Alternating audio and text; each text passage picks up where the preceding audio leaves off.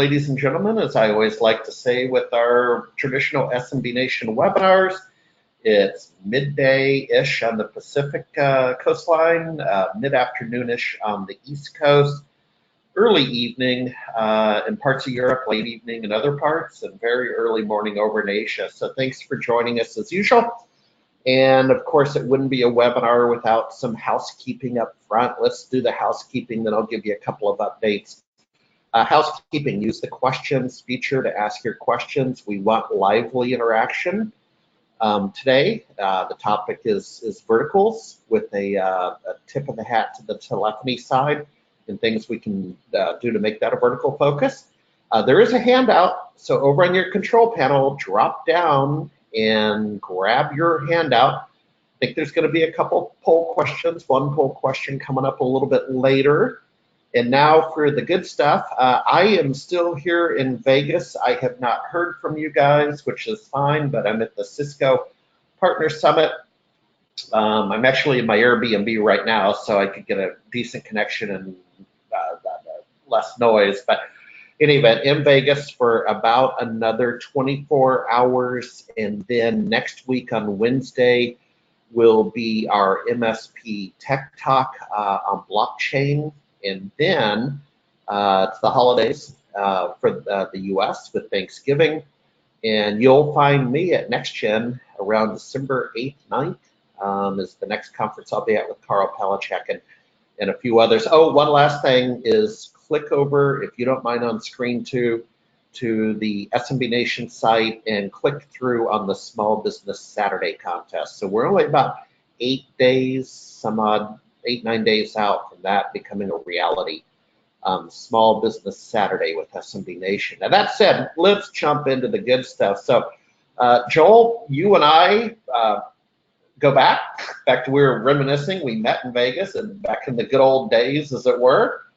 And why don't I give you the talking stick, sir, and go ahead and introduce yourself, and we'll go from there. Wonderful. Thank you very much, Ari.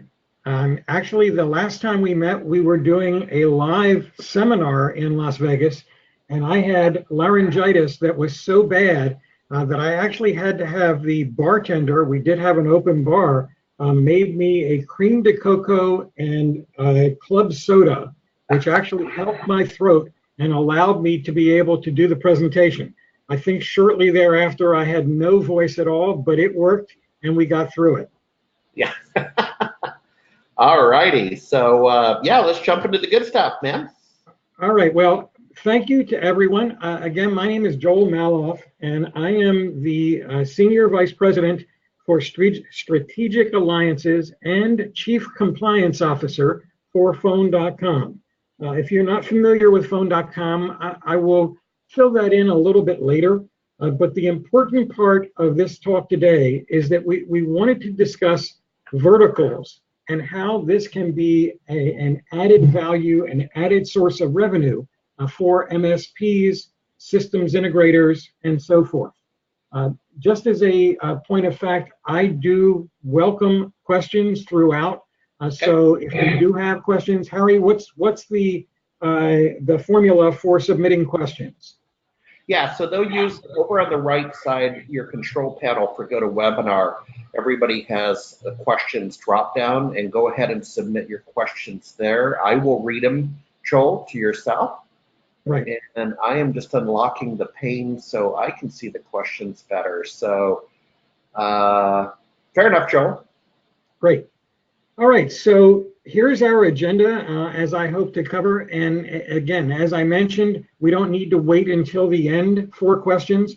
As you have them, please submit them. And we will have some time at the end to go back and reconnoiter and see if there's other areas that we can cover. But from my standpoint, I want to start with understanding the value proposition of a vertical focus. Why is that important? And I'm going to be sharing from the experiences that we've had at Phone.com. I'm going to use healthcare as a representative model. And then once we've gotten into that, I'll talk a little bit about how Phone.com works with our channel partners. I actually created the channel partner program And I believe Harry was the first venue that we used to introduce it almost 9 years ago. Yep. I will finish up with our focus on vertical markets. Obviously, healthcare is one that we're going to be talking about at great length. Why? And then we'll get into some of the others that may be of value to you in your organizations. So before I leave this particular slide, from my perspective, and I've been involved in marketing and technology for a very long time. I also teach marketing and technology classes at Colorado Technical University. Oh, wow. Oh, you weren't aware of that? Nope. Yeah, I'm actually teaching, this session I'm teaching disaster recovery, business continuity, and security architecture, but I've also taught organizational behavior principles, introduction to marketing, advanced marketing techniques, digital marketing, and these are all 5.5-week classes in a accredited university. We get many people that are active duty or retired military. And so a lot of them are looking to do a career in high tech, IT, security, and so forth. But from all of that, I believe that in today's business environment, whether you are a MSP, an MSSP, a systems integrator, any of those areas, finding customers is becoming more and more of a challenge. Finding clients is a challenge. How do we go about doing that? And as you're going to see from the material that I'll be presenting, I believe that if you understand your prospects' needs, their points of pain, it's much easier to be able to offer a solution than if you're simply coming in saying, I'm as good as the next guy. I think those days are long gone. We have to compete for our clients and our customers.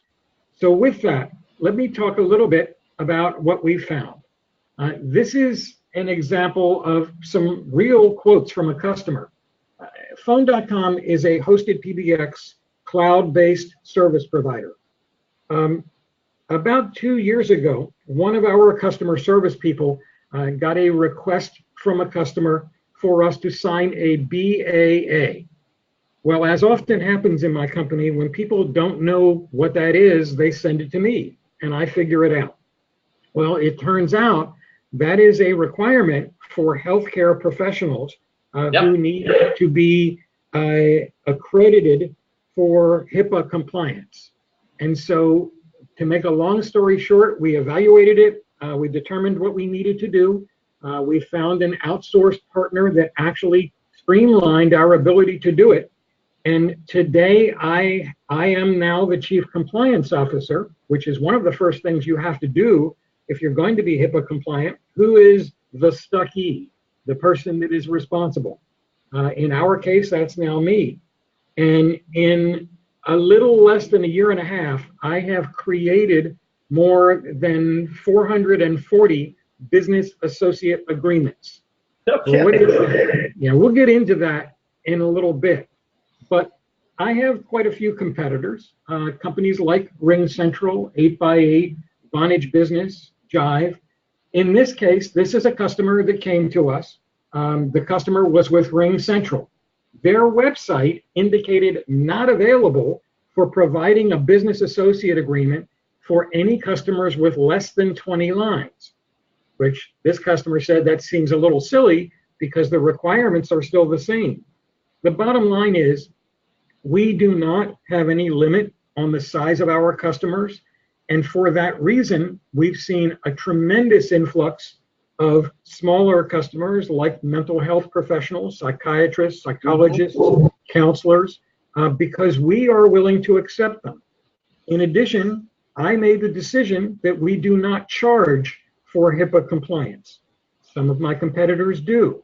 And so we're already looking at what is the nature of the market and how can we capture market share and differentiate ourselves.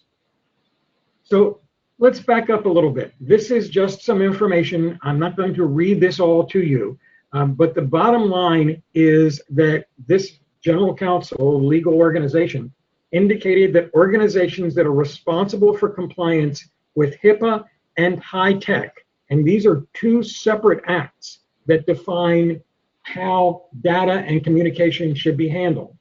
They need to have agreements called business associate agreements with their partners or suppliers that can have access to their information. Again, I'm going to get into a little more detail on what that is now.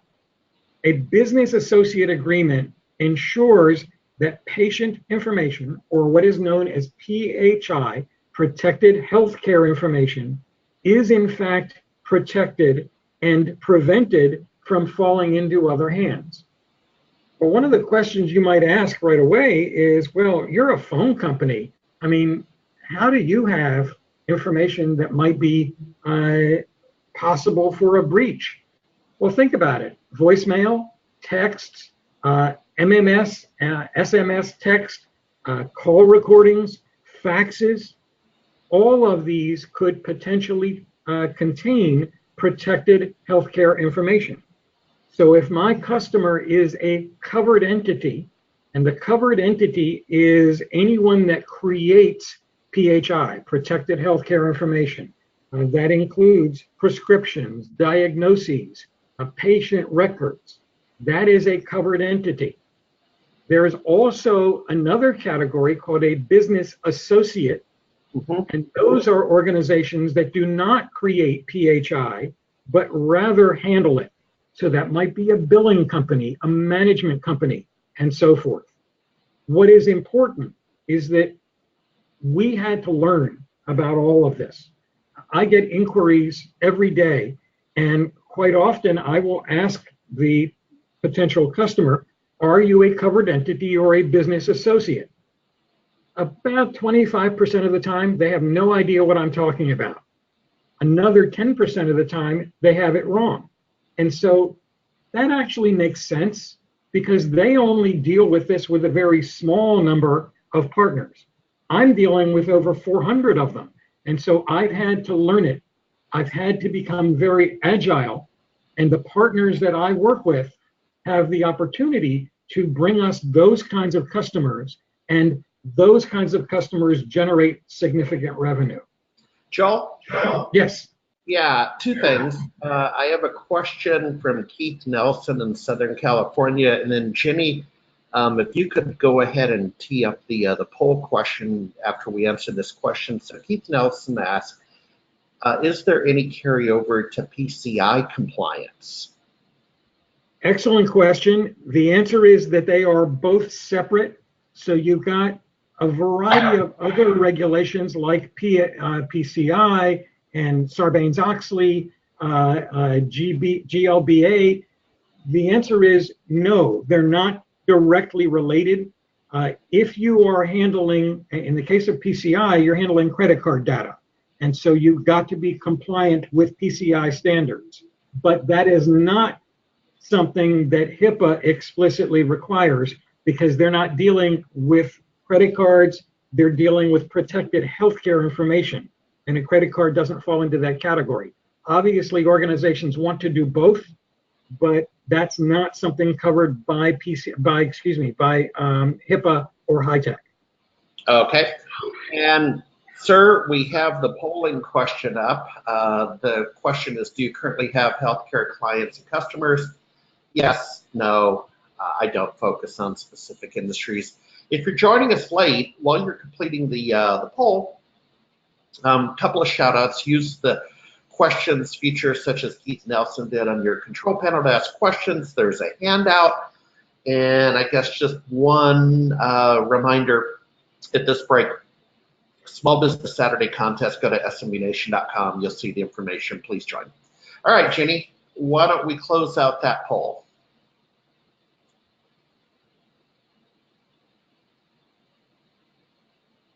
And we're back to your deck, sir, but we'll want to go back to presenter mode. I see it. And there we go. All right. And Joel, would you like those results shared from the poll question? Yes, please. Yeah. Okay. Jenny, over in the control room, could you be so kind as to share the results? There we go. And we have yes at 2/3, no just under a quarter, a little over 10%. Thoughts, Joel, on that? Okay, sounds good. Shall we Okay. continue? Yeah. Yeah, go ahead. Jenny, go ahead and there we go. And back to presenter mode. Thank Yeah, you. I know. All right. Are we back again? Yes, sir. We're ready. All right. So here is a question that I often get asked, which is, okay, so I'm either a covered entity, a medical office, a dental office, a chiropractor, or I'm a systems integrator. I provide technical services to those. Am I really going to be in trouble for a breach or a violation? Well, the bottom line is yes, you are. Some interesting statistics here. This was in the second quarter of this year. 29% of privacy violations, almost a third, were by repeat offenders. So if a healthcare employee violates patient privacy once, there is a 30% chance they'll do it again within 3 months. Clinical organizations and so forth, employees lacked training.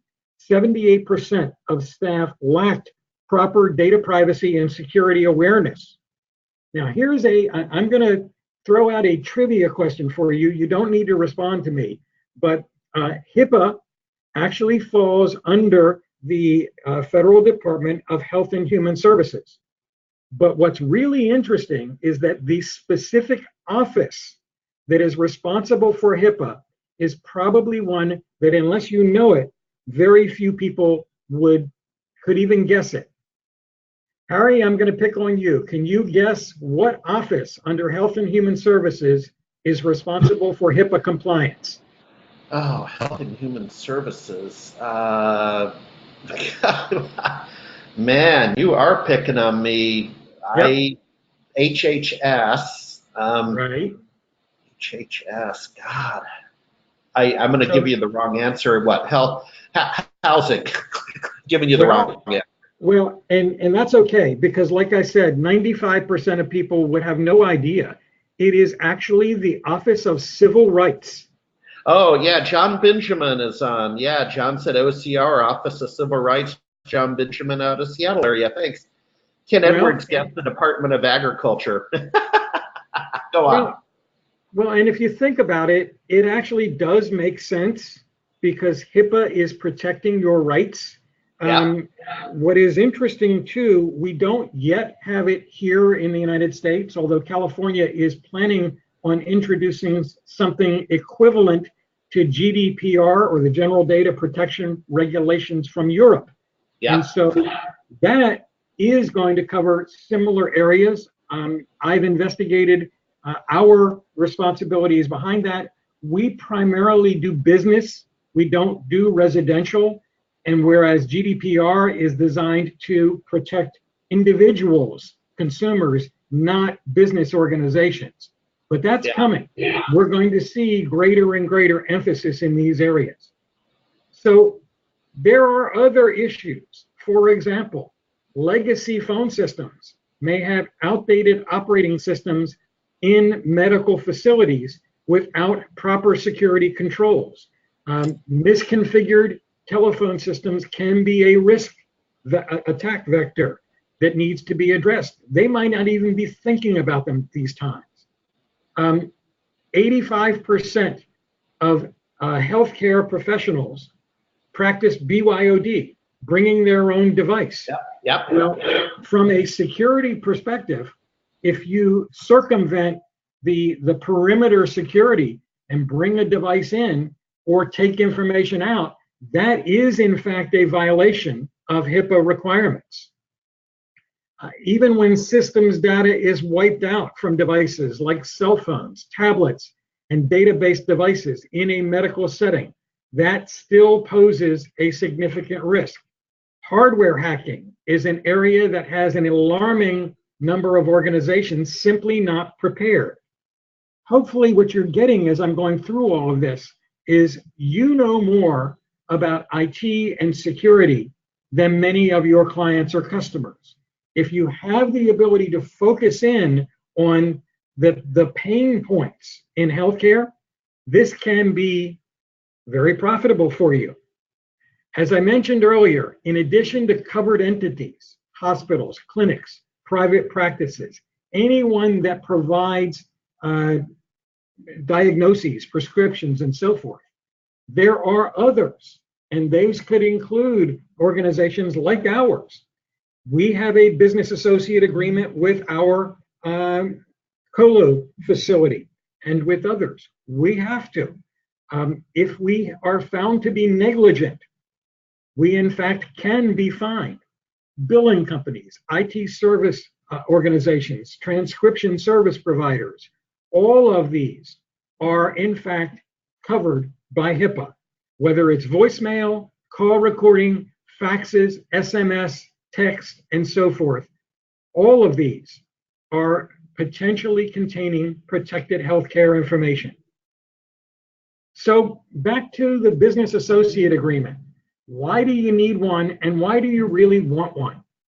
Any vendor or service that has access to PHI is required to execute a business associate agreement with the covered entity, the healthcare provider. That's very important.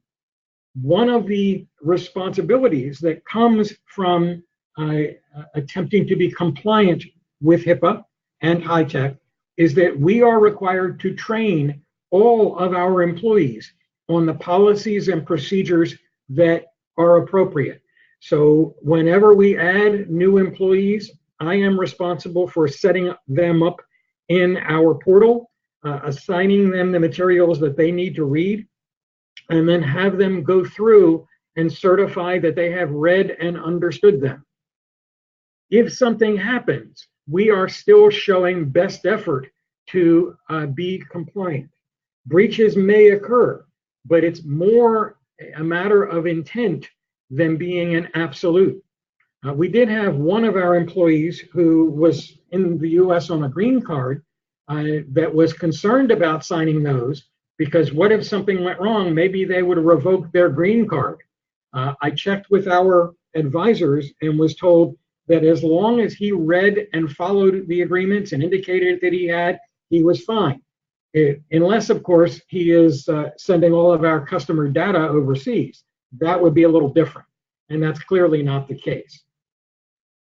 So based on information from the compliancy group, which is the portal that we use, all of these businesses must provide a business associate agreement to either their covered entity, clients and customers, or their business associate, clients and customers. Again, medical billing services, IT service providers, like perhaps many of you that are out there today, practice management, meaning those organizations that provide management service to a doctor's office, attorneys, cloud storage providers, physical storage providers or colo facilities, electronic healthcare record providers, accountants, shredding services, and last but not least, business phone service providers, and that's where we are. I wanted to point out Phone.com is verified as both HIPAA compliant and HITECH compliant. Notice I'm not using the word certified. There is no certification authority in the United States. So if anyone says they are certified to be compliant, that's not true. We have gone through all of the processes and procedures. We have a portal that we use that helps us maintain that. I am actually going through my year-end audit right now, and we'll have to update some of my policies and have all of our employees trained again. That's part of the process, but it has certainly been worthwhile for us. This is just a quick quote from a relatively small customer. The customer indicated they were initially overwhelmed by all of the options of the services that we provide. Our customer service people helped walk the customer through. The middle point is important. They were able to get a business associate agreement within days at no charge. For the price and professional service offerings, we are a better choice than many of the competitors that are out there. So for channel partners, agents, MSPs, integrators, any of you that partner with Phone.com, we provide the distinct competitive advantage of achieving compliance and the ability to deliver business benefits of great value across the entire healthcare ecosystem. We have many healthcare customers that are sole practitioners.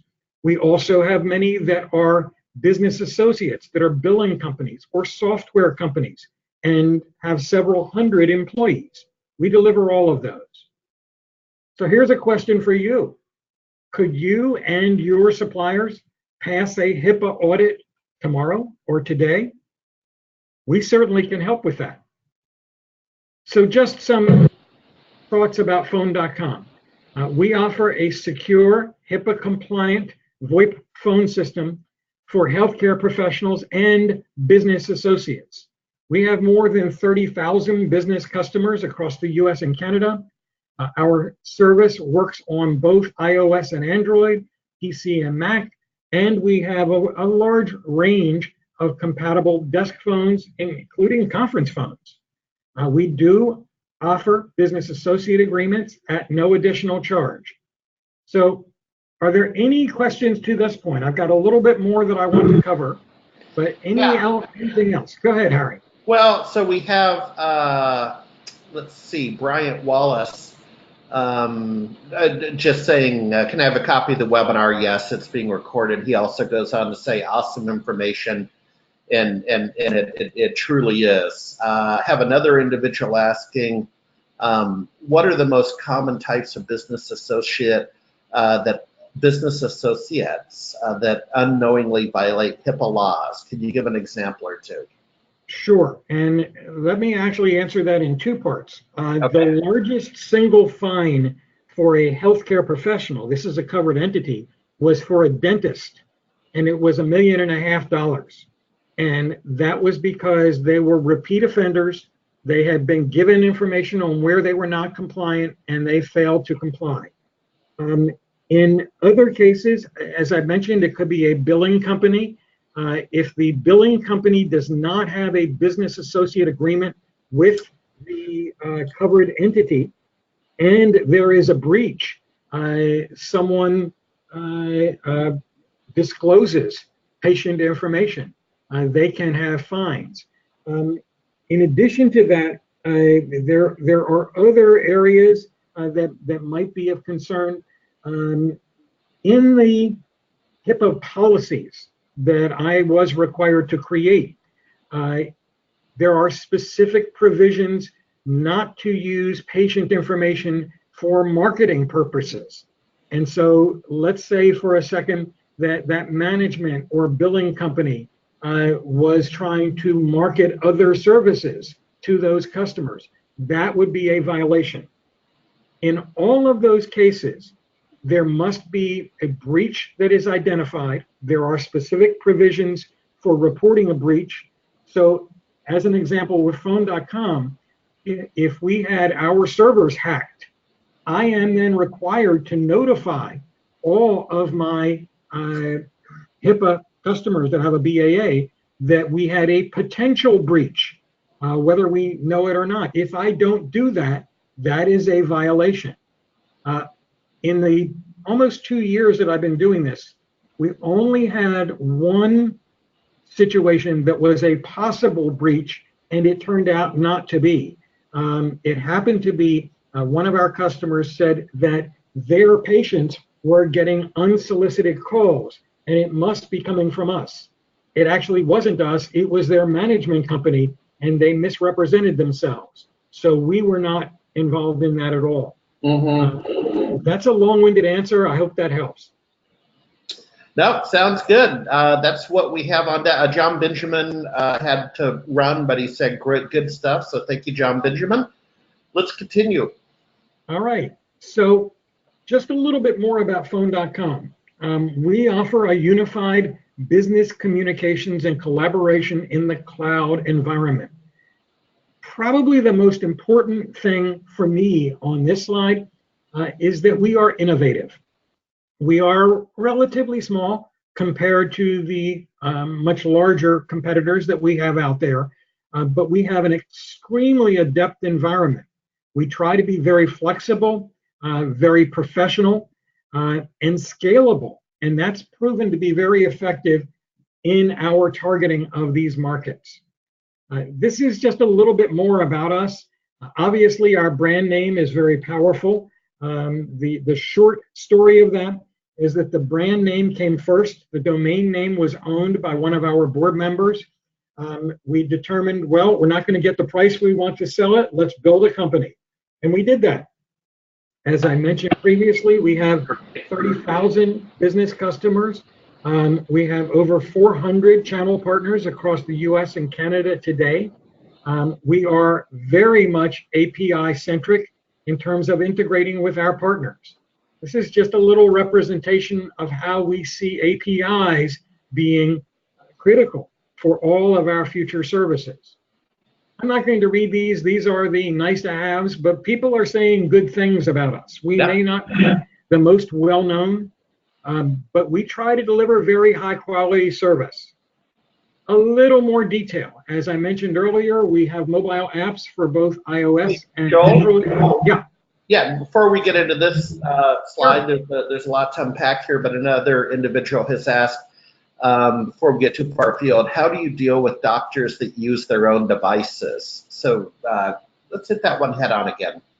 Sure. So if the doctor has their own device, let's start with it's a cell phone.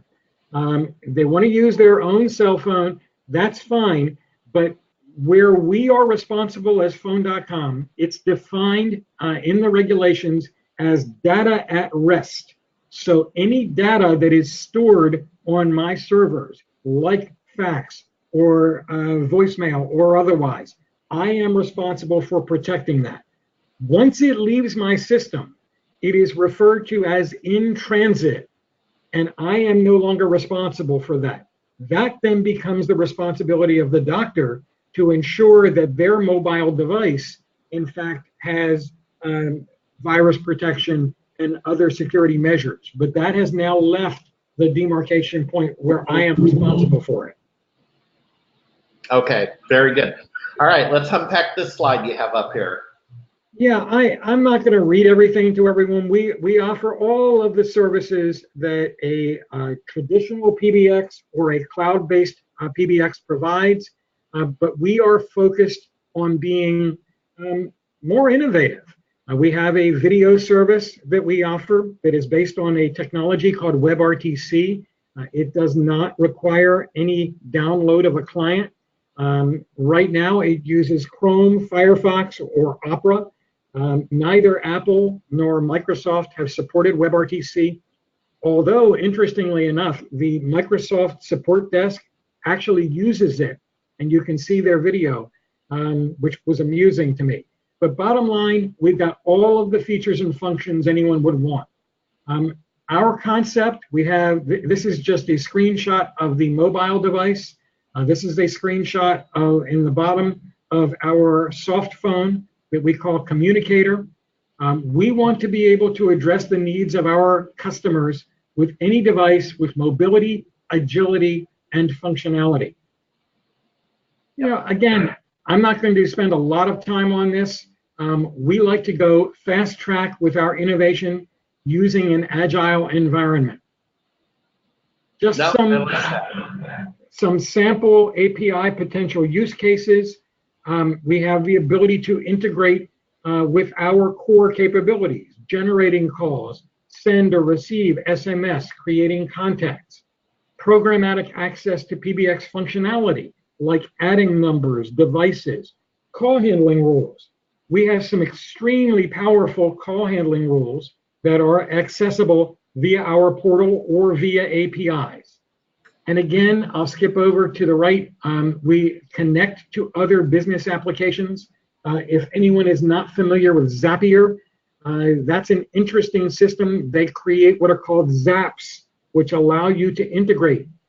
We've got integration with Salesforce.com, Zoho, Zendesk, and a few others. Yeah. So this just gives you an idea of the development that we've been dealing with. Hey, Charles, I have a sort of, well, in fact, we've been top markets that we serve. If you don't mind an industry question, with all due respect,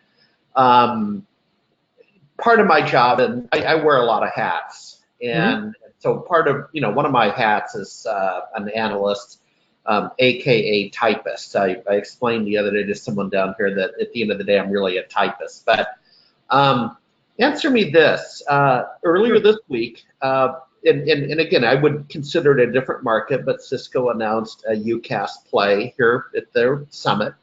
Sure. And I'm seeing other announcements from other firms I will not name. I'm just naming Cisco because I'm here, and I'm not sure that they do, quite frankly, as good a job with the small businesses as you're able to. Sure. But why it just appears that there's a rush to UCaaS, and it kind of goes in waves, right? I mean, I kind of feel like we met, we did some stuff 10 years ago, plus or minus.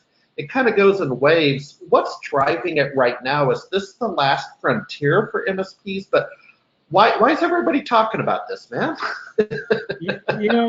It's interesting, Harry. You are right. There are buzzwords and waves that come along all the time. Yeah. And what I tend to look at is not so much the nomenclature, but where's the value? And let me give you an example.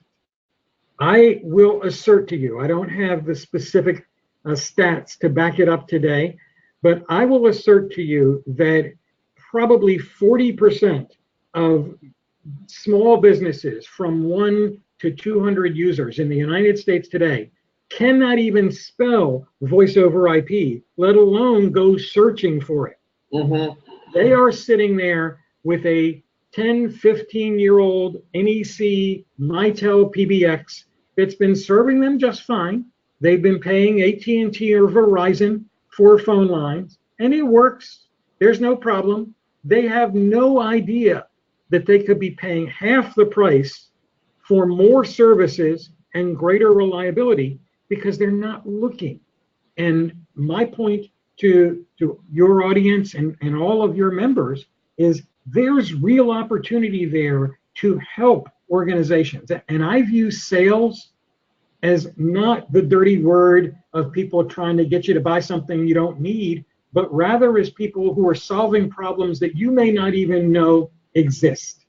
And that's the view. Buzzwords are great, but what's it do for me? Yeah.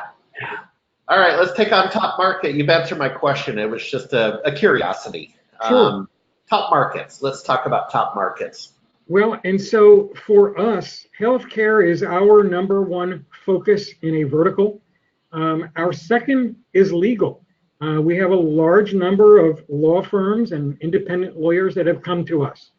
Finance and accounting, real estate. One of the areas that we've been successful in are local governments.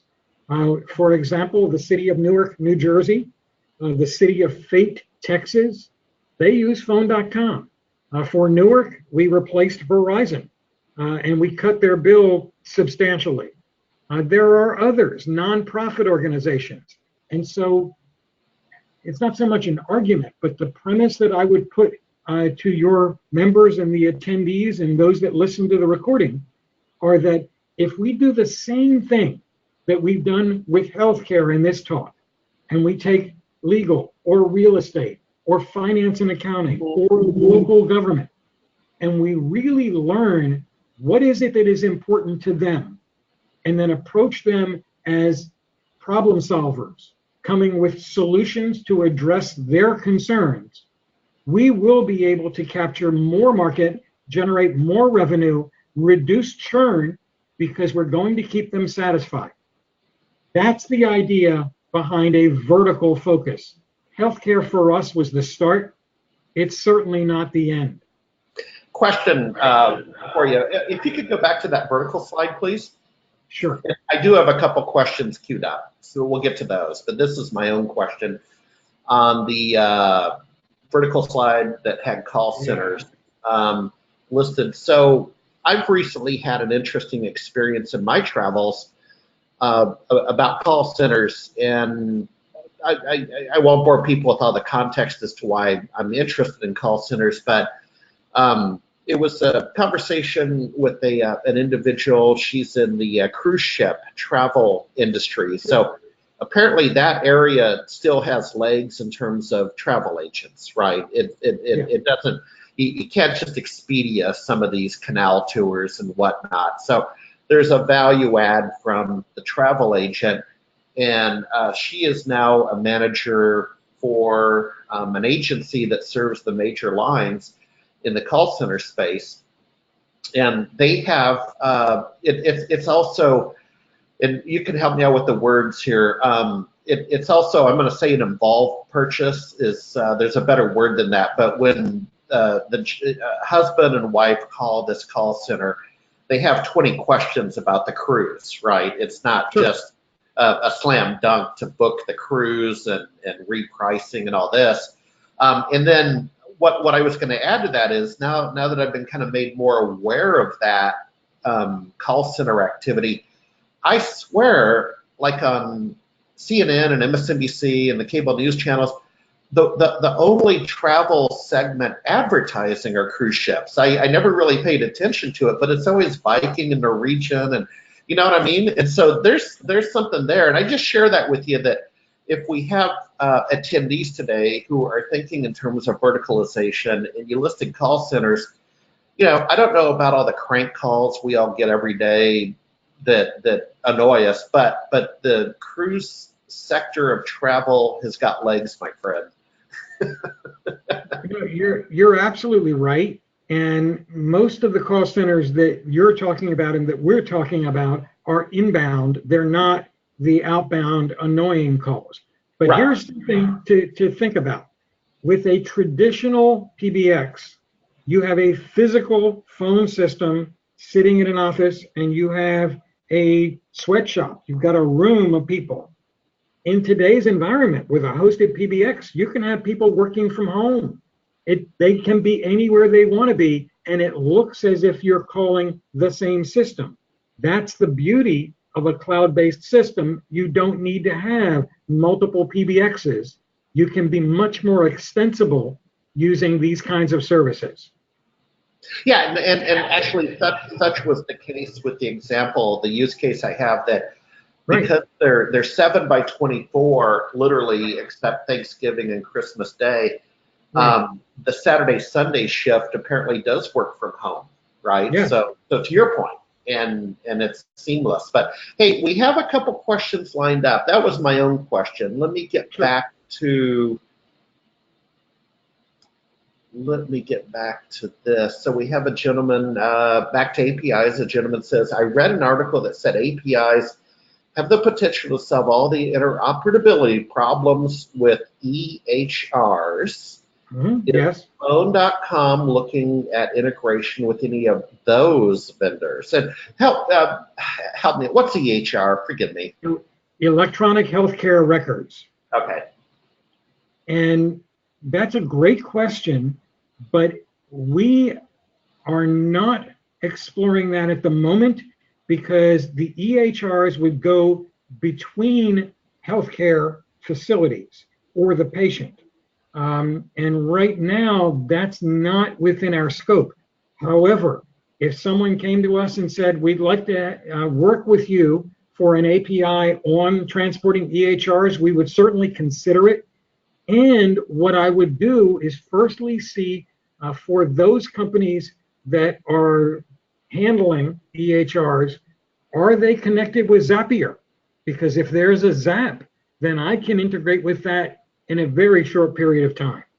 But for the most part, I think that may be out of scope for where we are.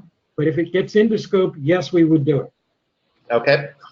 We have Ken Edwards coming out of Phoenix. Ken is saying, given the issue with Chinese placing chips on server motherboards, how do you ensure your Yeelink phones are secure themselves from Chinese hacking at the production line?